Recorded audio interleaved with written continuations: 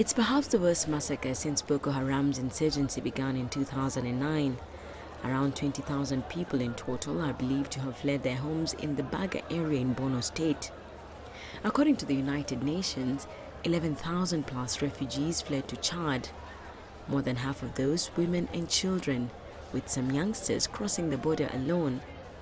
The United Nations has condemned their attacks, especially the targeting of civilians and the use of child soldiers.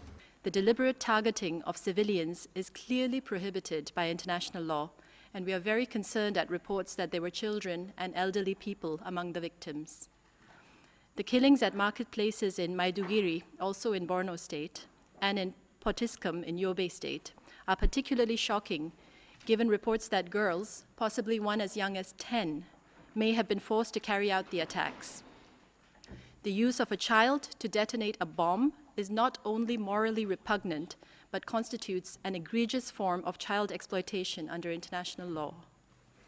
We urge the government to act swiftly to restore law and order, while ensuring that security operations are conducted in line with international law and full respect for human rights. The attacks, which have elicited widespread condemnation, have highlighted the increasingly brazen tactics employed by Boko Haram, as well as the inability of Nigerian forces to respond effectively. Many have criticized President Goodluck Jonathan's handling of the attack.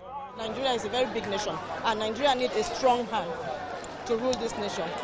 So what I think he should step down and let someone else take over the seat and do something for Nigeria. But Nigeria is a great country, and it's a peaceful country, it's a great country, and we need peace in this country.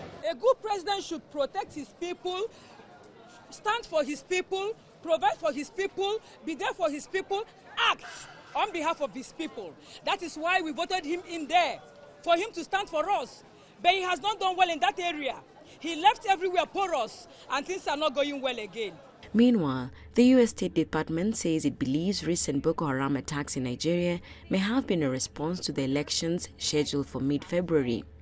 Spokeswoman Mary Half said, however, the election should go forward despite the increase in attacks. As I said, we believe the election should still go forward even in the face of this pretty horrific violence.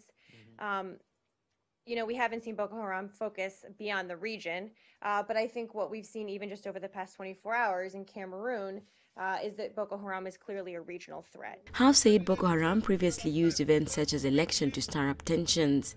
The election is expected to be a close contest between President Goodluck Jonathan and his leading challenger, Muhammadu Buhari. Susan Mwongeli, CCTV.